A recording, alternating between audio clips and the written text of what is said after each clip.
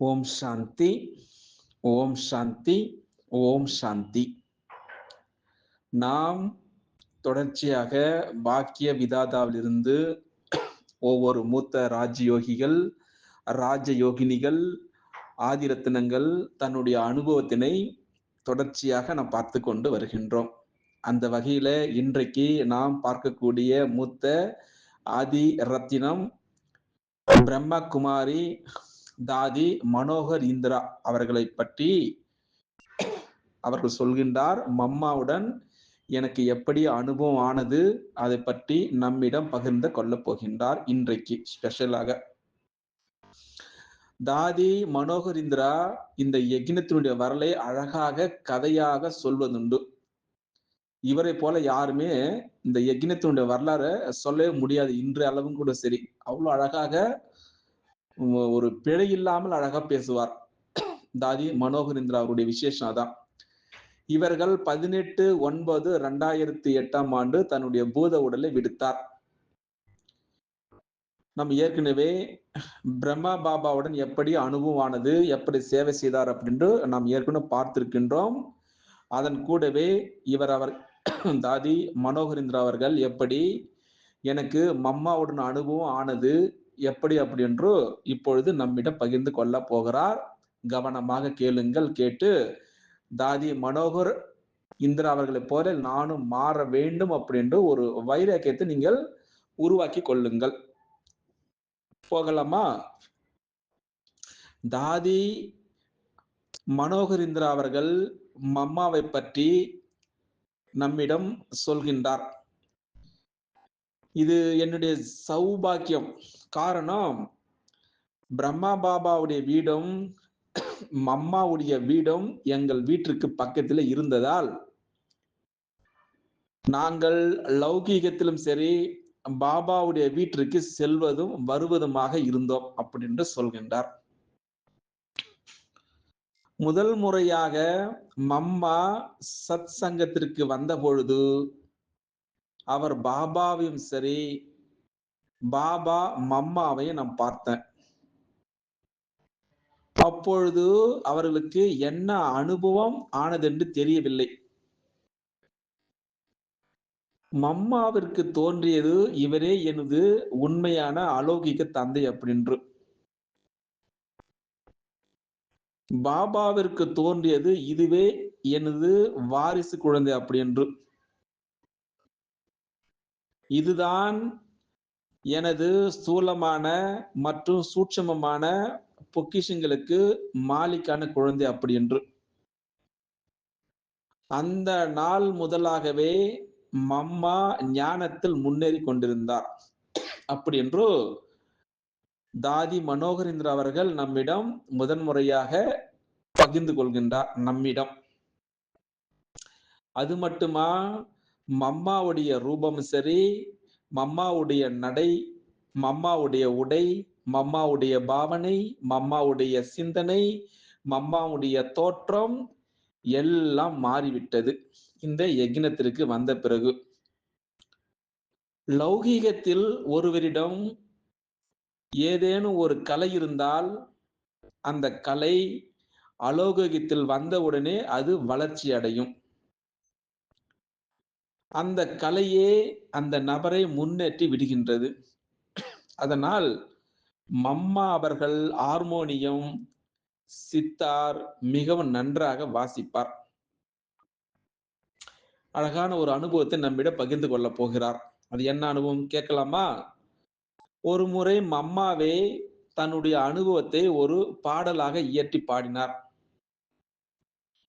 அந்த பாடல் கேட்பவரை மகிழ்விக்கக்கூடிய வகையில் மிக நன்றாக இருந்தது. மம்மா அந்த பாடலை சிந்தியில் எழுதியிருந்தார். அதன் பொருள் என்ன இருந்தது அப்படின்னு நாம் இப்போது பார்க்கலாம். அது என்ன பாடல் தெரியுமா? ஓ மண்டலையில் நான் சென்று கண்ட காட்சியை தோழிகளே, அந்த சுகத்தினை நான் எப்படி வர்ணிப்பேன்? ஓ மண்டலையில் நான் சென்று கண்ட காட்சியை தோழிகளே, அந்த சுகத்தினை நான் எப்படி வர்ணிப்பேன்? அங்கே ஒலித்துக் கொண்டிருந்த அந்த ஓம் என்ற தொனி, அது என் மனதை அம்பு போல் தைத்தது அந்த கணமே அப்படின்ட்டு அழகான பாடலை எழுதி அதை வாசித்திருந்தார். அப்போ என்னுடைய மனம் சீத்தளமானது. அப்பொழுது என் மனம் கவலைகளும் சரி எல்லாம் தொலைந்தே போனது.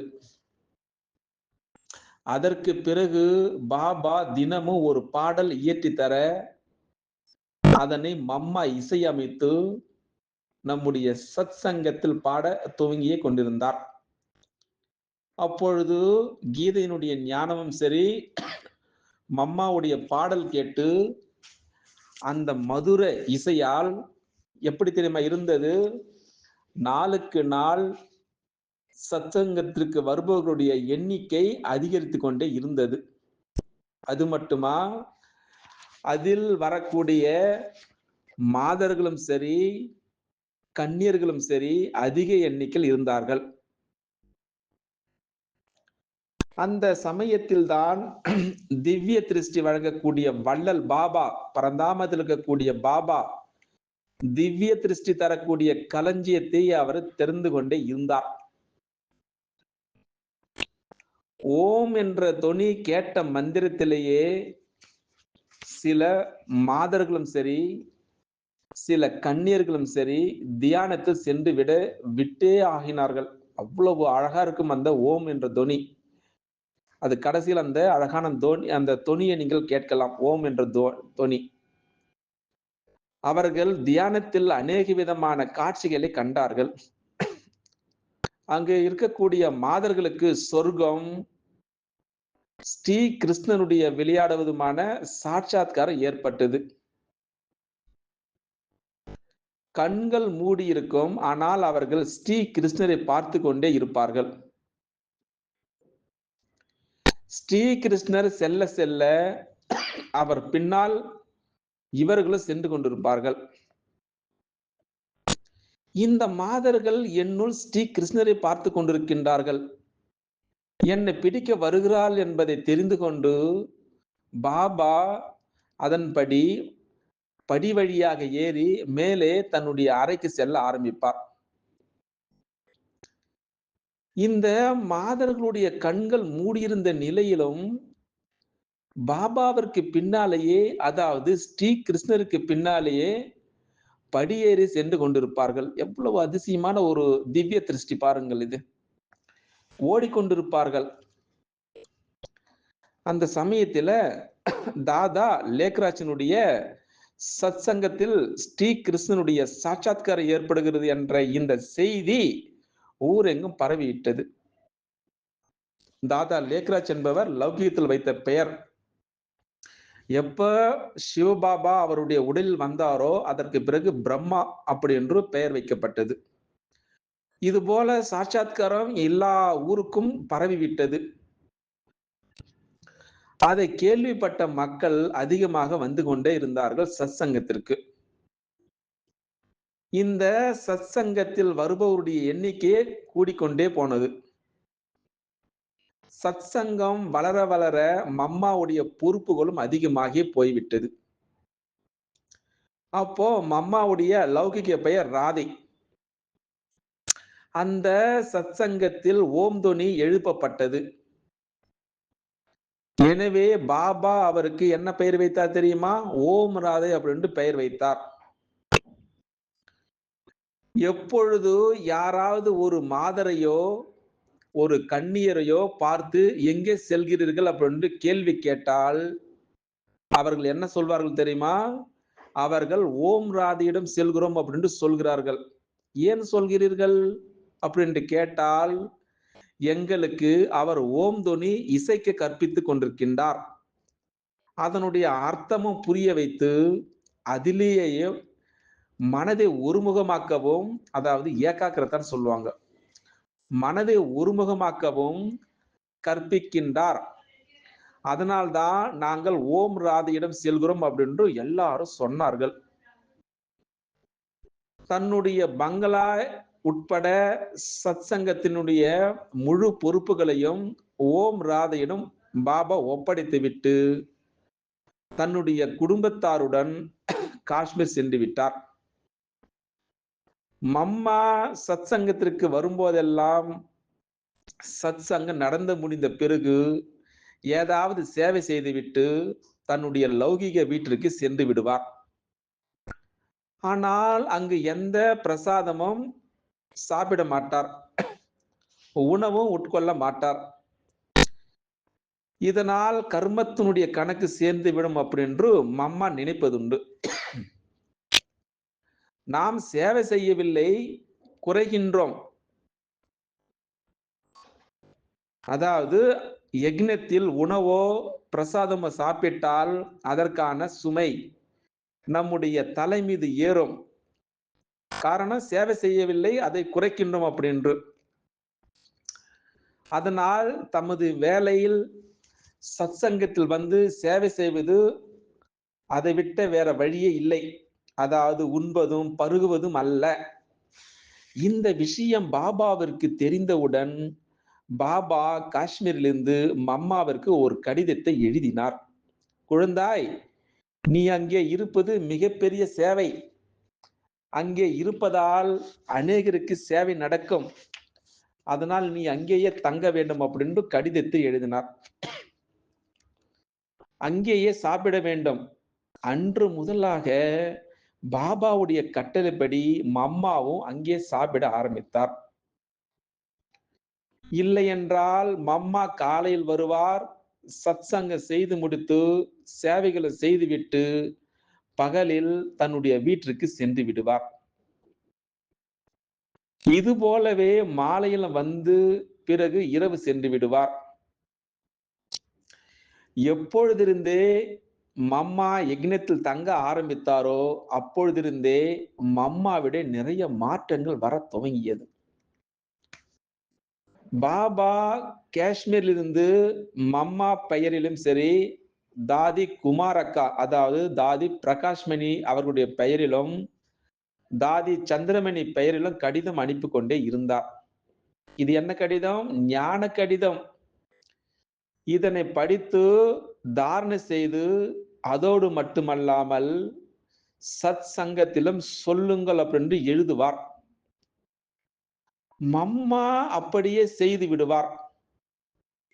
ஆனால் சில சகோதரிகள் பயந்தார்கள்.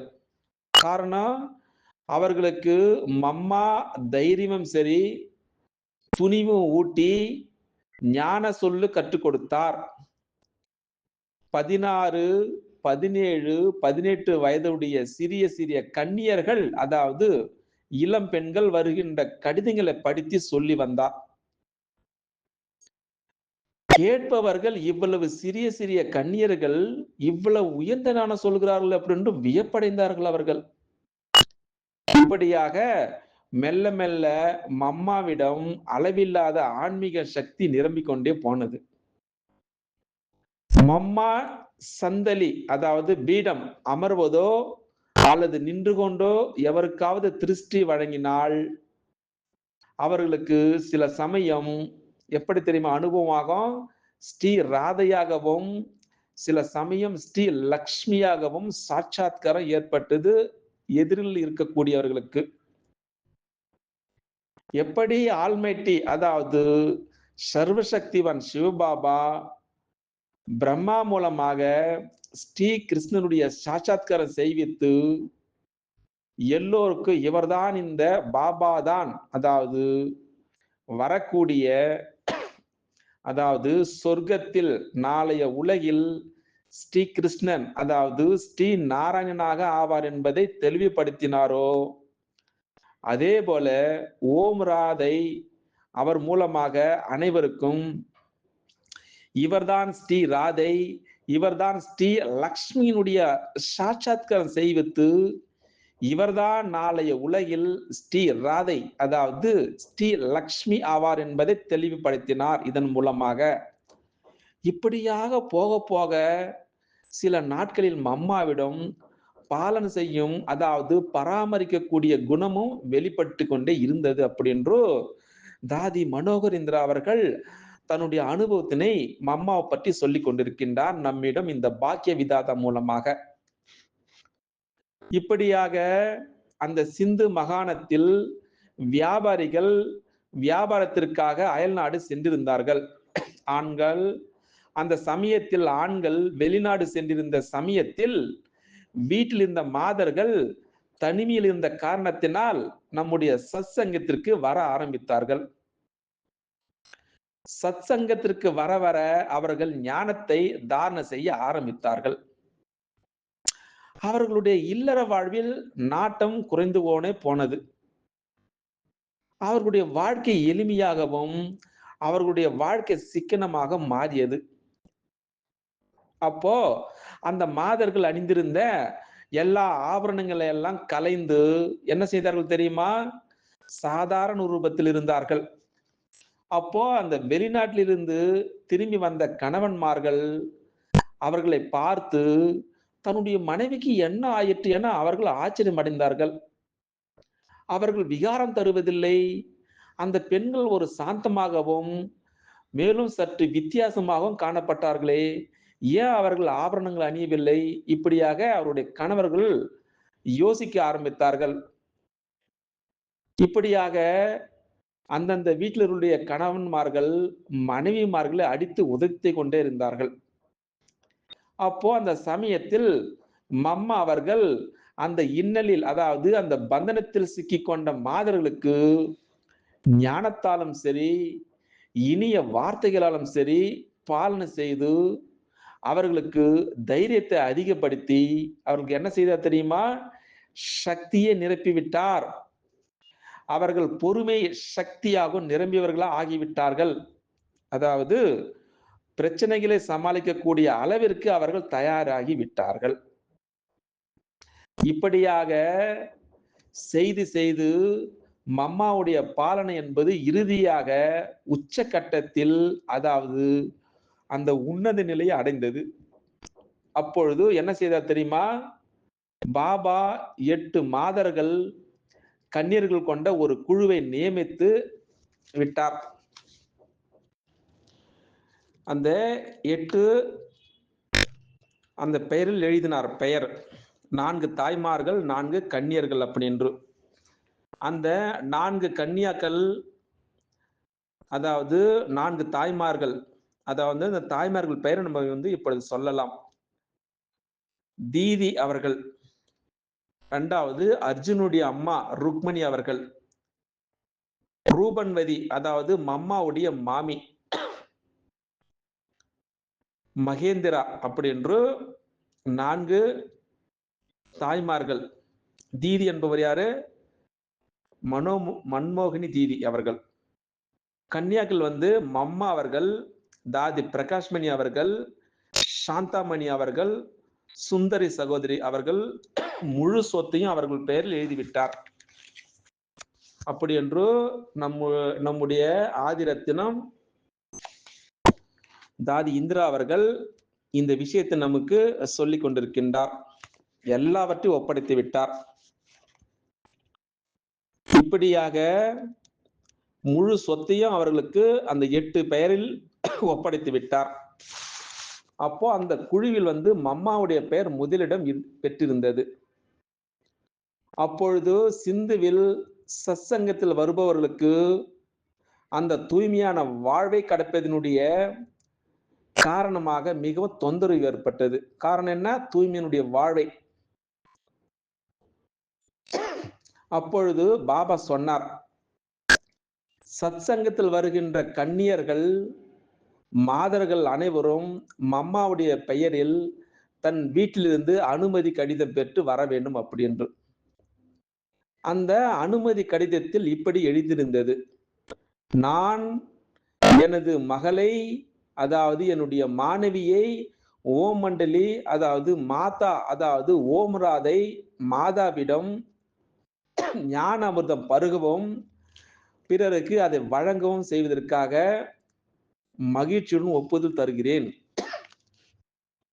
இவ்வாறாக மம்மா கன்னியர்கள் மாதர்களிடம் சக்தி நிரப்புவதில், அது மட்டுமா ஊக்கம் உற்சாகம் அதிகப்படுத்துவதில் ஒரு சாட்சாத் துர்கா தேவியாக விளங்கினார்.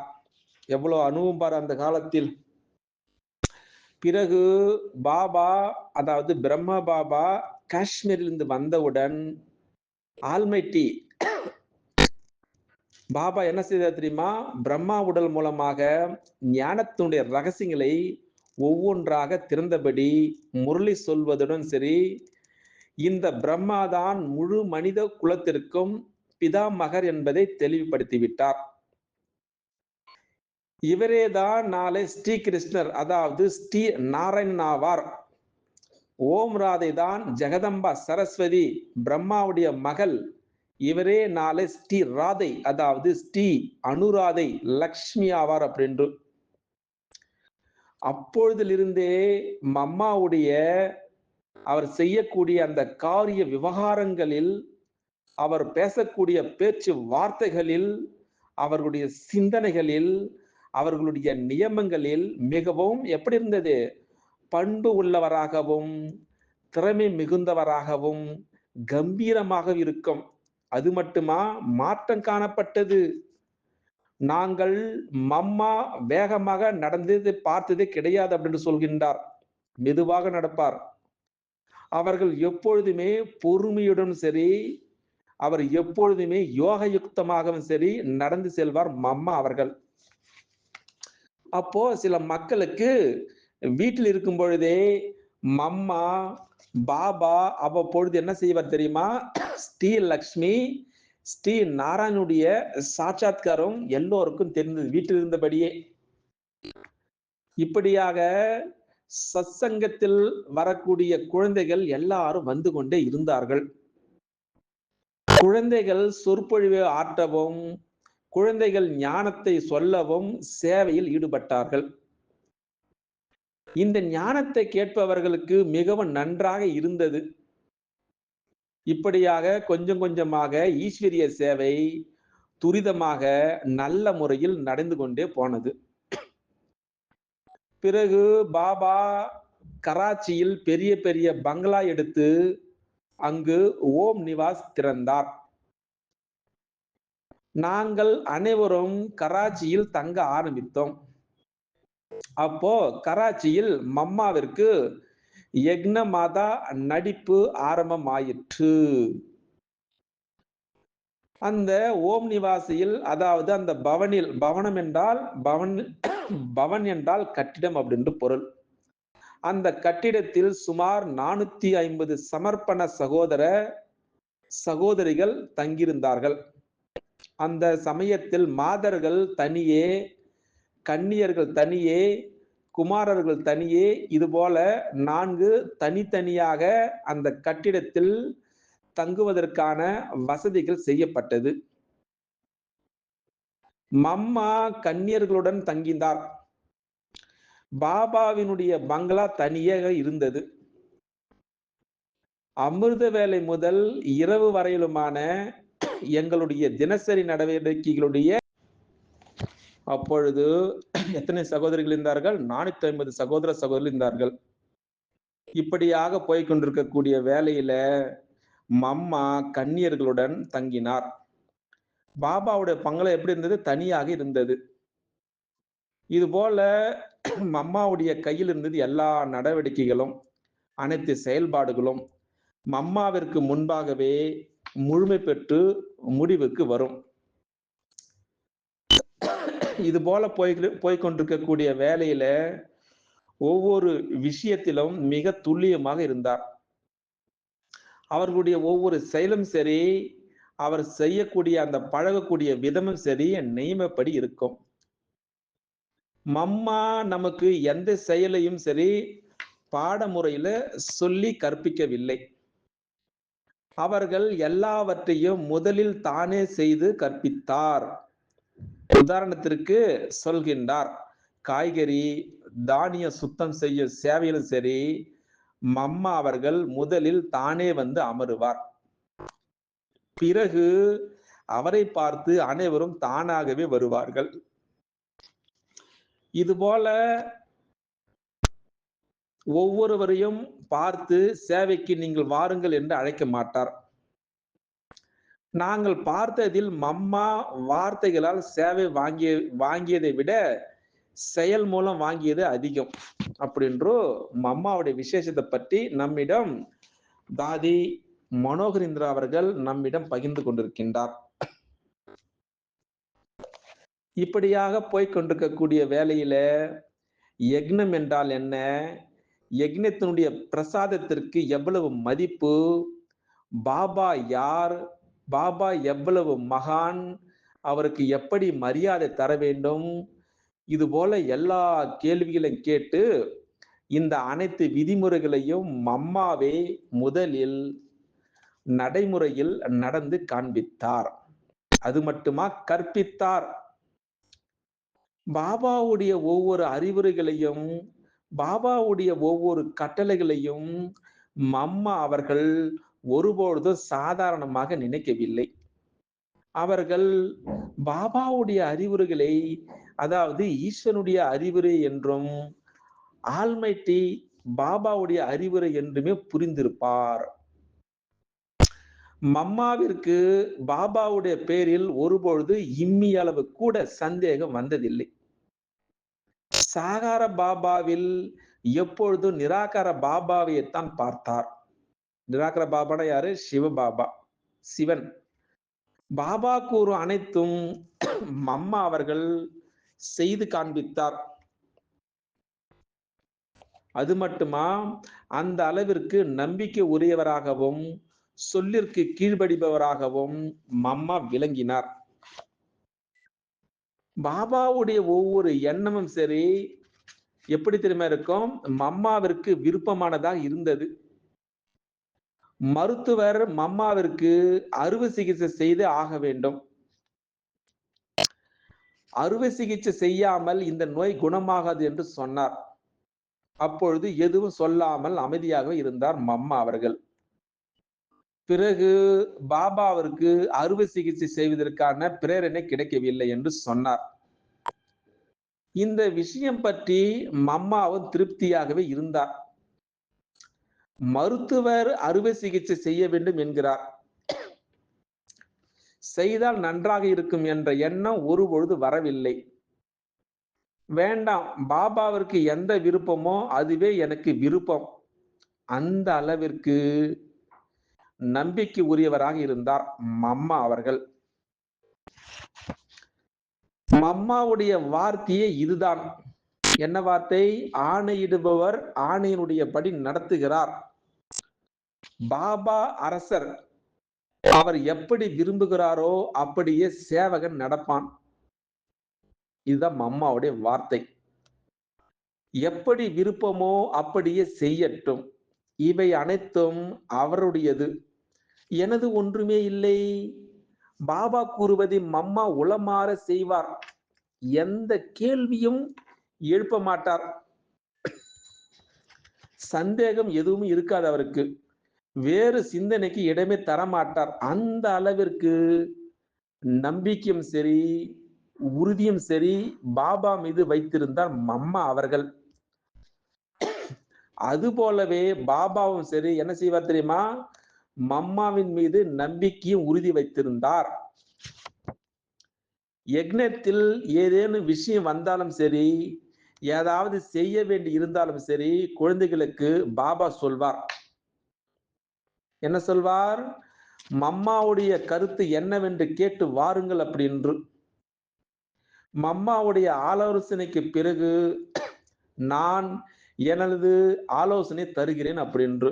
அதனால்தான் அம்மா யாரு? யக்னத்தினுடைய யக்ன மாதா. இப்படியாக அம்மாவிடம் கேட்காமல் பாபா எந்த காரியமும் செய்தது கிடையாது.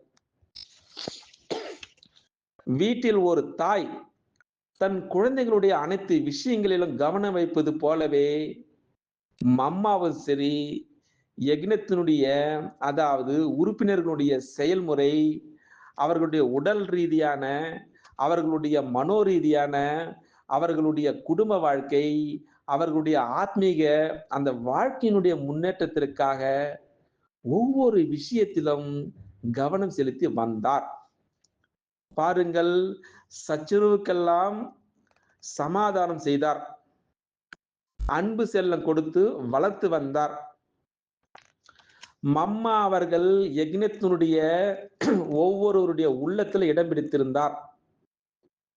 அனைத்தும் செய்தாலும் கூட ஞானத்தினுடைய ஆழத்தில் சென்று ரகசியங்களை புரிய வைத்தும் கூட கேட்பவர்களுக்கு இது தன்னுடைய விசேஷத்தன்மை என்று புரிய விடாத அளவிற்கு எப்பொழுதும் சரி அவர்களை பாபாவுடைய பக்கமே சுட்டி காண்பிப்பா. இதுதான் மம்மாவுடைய விசேஷம்.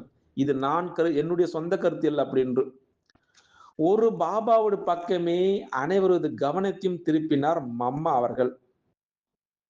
குழந்தைகளுடைய உடல் ஆத்மா இரண்டிற்கும் வேண்டிய பாலனை கொடுத்து வந்தார். இப்படியாக மம்மாவுடைய பெயர் என்ன ஆனது தெரியுமா? யக்னமாதா ஜெகதம்பா சரஸ்வதி என்று அமைய பெற்றது தானாகவே. இது போல போய்கொண்டிருக்கக்கூடிய வேலையில பாபாவிற்கு எதிரில் வரும்பொழுது மம்மா எப்படி தெரியுமா வணங்குவார்கள்? தலை வணங்கி சிரித்த முகத்துடன் ஒரே ஒரு வார்த்தையை சொல்வார். அது என்ன வார்த்தை தெரியுமா? ஆம் பாபா, அதாவது ஜி பாபா அப்படின்று. நாமளும் அது போல சொல்லலாம், ஜி அப்படின்று. வேற எந்த வார்த்தையும் கிடையாது. பாபா மம்மாவை மம்மா என்றும் குழந்தை என்று அழைப்பார். யக்னத்தில் எப்பொழுது ஒரு பழக்கம் இருந்தது. அது என்ன பழக்கம் எப்படி என்றால், பாபாவுடைய முரளிக்கு முன்பு 10 நிமிடம் வகுப்பில், அதாவது மம்மா ஞான சித்தார் வாசிப்பார். பிறகுதான் பாபா வந்து ஞான முரளி மீட்டுவார் அப்படின்றோ தன்னுடைய அனுபவத்தினை சொல்லிக் கொண்டிருக்கின்றார் தாதி மனோகரேந்திரா அவர்கள். இதை கேட்கும் பொழுது அந்த பழைய நினைவுகளை நீங்கள் அங்கே சென்று விட வேண்டும். அந்த காலத்தில் எப்படியெல்லாம் முரளி வகுப்பு எடுத்தார்கள் அப்படின்ட்டு. இப்படியாக போய்கொண்டிருக்கக்கூடிய வேலையில ஞானத்தினுடைய தேவியாகவும் வித்யா தேவியாகவும், அதாவது கல்விக்கு அரசி அப்படி என்றும் இருந்தாலும் மம்மாவுடைய படிப்பின் மீது அந்த அளவிற்கு அன்பு இருந்தது. அவர் என்ன செய்வார் தெரியுமா? பகலில் 3 முறையே முரளி படிப்பார். மம்மா சொல்வார், பாருங்கள், முரளியை எத்தனை முறை படித்தாலும் அத்தனை முறையும் சரி நமக்கு ஞானத்தினுடைய புதிய புதிய பொக்கிஷங்கள் கிடைக்கும் அப்படி என்று. மம்மாவிடம் அகநோக்கு முகமாக இருப்பது முக்கிய ஒரு தாரணையாக இருந்தது. மம்மா அனைவருடன் சேர்ந்திருந்தாலும் அவர் தனித்திருந்தார். ஆல்மைட்டி பாபாவுடன் உரையாடி கொண்டிருப்பார்.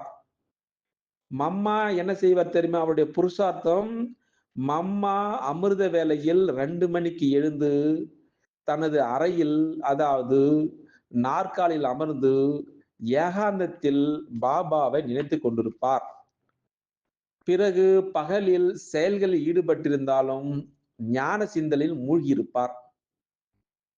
மம்மா ஒருபொழுதும் கேலி கிண்டலாக பேசி, அதாவது வீண் விஷயங்களால் தனது நேரத்தை வீணாக கழித்தது கிடையாது. மம்மா எவரது கவனத்தையும் தன் பக்கம் கவர வைத்தது கிடையாது. அதனால்தான் மம்மா அவர்கள் சதா அந்த தாய் தந்தையினுடைய பக்கமே சுட்டி காண்பிப்பார். மம்மாவிடம் மிகவும் இனிமையும் சரி, அதே அளவு பயமின்மையும் இருந்தது. மம்மா சொல்லுவாங்க, என்ன சொல்வார்கள் அப்படி என்றால், வாழ்வில் எந்த பகவானுக்கு பயப்பட வேண்டுமோ அவரே நம்மவர் ஆன பிறகு யாருக்கு பயப்பட வேண்டும்? பாவ செயல் செய்பவர் தான் பயப்படுவார்கள். நாமோ என்ன செய்கின்றோம்? சிரேஷ்டமான கர்மம், சத்திய கர்மம் செய்பவர் யார்? செய்விப்பவர் யார்? நாம் எல்லோரும் ஈஸ்வரியவில் நடப்பவர். எனவே நாம் ஏன் பயப்பட வேண்டும்? அன்ன ஆகாரங்களில் கூட மம்மாவிற்கு எந்த விருப்பம் இருந்தது கிடையாது. அவர்கள் யக்னத்தினுடைய பிரசாதத்தை ஒருபொழுது உதாசீனம் செய்தது கிடையாது. எது கிடைத்ததோ, எப்படி கிடைத்ததோ, எவ்வளவு கிடைத்ததோ அதனை மிகவும் மரியாதையுடன் சரி, எந்த விதமான முகசுளிப்பும் இல்லாமல் சுவீகாரம் செய்வார். இறுதியாக சொல்ல வேண்டும் என்றால், மம்மா குணங்களுடைய சுரங்கமாக, 16 கலைகளில் முழுமை பெற்றவராக, அனைத்து குணங்களிலும் சம்பன்னமாக, குலம் மரியாதைகளுடைய மணிமகுடமாக திகழ்ந்தார் அப்படின்று நம்முடைய ஆன்மீக தாதி அவர்கள் மனோகர் அழகாக நம்மிடம் இவ்வளவு விஷயங்களை நம்மிடம் பகிர்ந்து கொண்டார் இவ்வளவு நேரமாக. அதனால்தான் தாதி மனோகர் இந்திரா அவர்கள் இந்த யக்னத்தினுடைய ஆதிரத்னம் அவர்கள். யக்ன ஸ்தாபனை முதலாக மம்மா பாபாவோடு இருந்தவர் இவர். இந்த வித்யாலயத்தினுடைய தலைமையகத்தில் உள்ள ஞான சுரோவர் அந்த வித்யாபீடத்தினுடைய பொறுப்பு நிர்வாகியாக இருந்தார். எவ்வளவு அழகா சொல்றார் பாருங்கள். இவர் தன்னுடைய பூத உடலை 17/11/2008 அன்று நீத்தார். அப்படி என்று இவ்வளவு நேரமாக நம்மிடம் தாதி மனோகரேந்திரா அவர்கள் தன்னுடைய மம்மாவோட அனுபவத்தை நம்மிடம் பகிர்ந்து கொண்டார். மம்மா எவ்வளவு இந்த யஜ்யத்தை உருவாக்கிறார் பாருங்கள். பார்ப்போம். நாளைக்கு வேறொரு விசேஷமான ஆதிரத்தினத்தை பார்க்கலாம். அச்சா. ஓம் சாந்தி, ஓம் சாந்தி, ஓம் சாந்தி.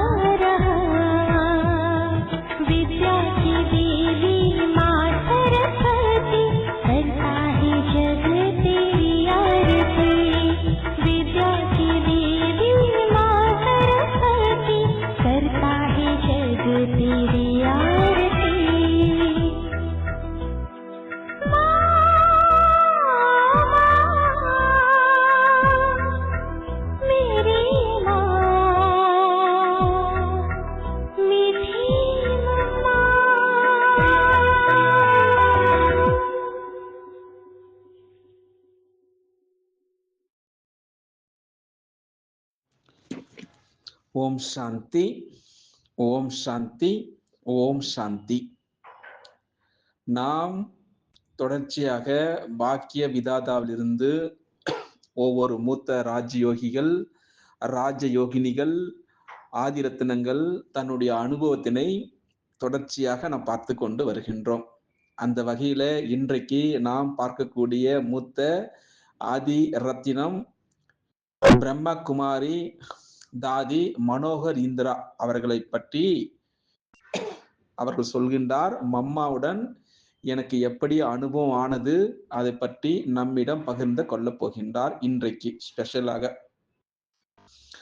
தாதி மனோகர் இந்திரா இந்த யக்ஞத்தினுடைய வரலை அழகாக கதையாக சொல்வதுண்டு. இவரை போல யாருமே இந்த யக்ஞத்தினுடைய வரலாறு சொல்லவே முடியாது, இன்று அளவும் கூட சரி. அவ்வளவு அழகாக, ஒரு பிழை இல்லாமல் அழகா பேசுவார் தாதி மனோகர் இந்திரா. அவருடைய விசேஷம் அதான். இவர்கள் 18/9/2008 தன்னுடைய பூத உடலை விடுத்தார். நம்ம ஏற்கனவே பிரம்மா பாபாவுடன் எப்படி அனுபவம் ஆனது, எப்படி சேவை செய்தார் அப்படின்று நாம் ஏற்கனவே பார்த்திருக்கின்றோம்.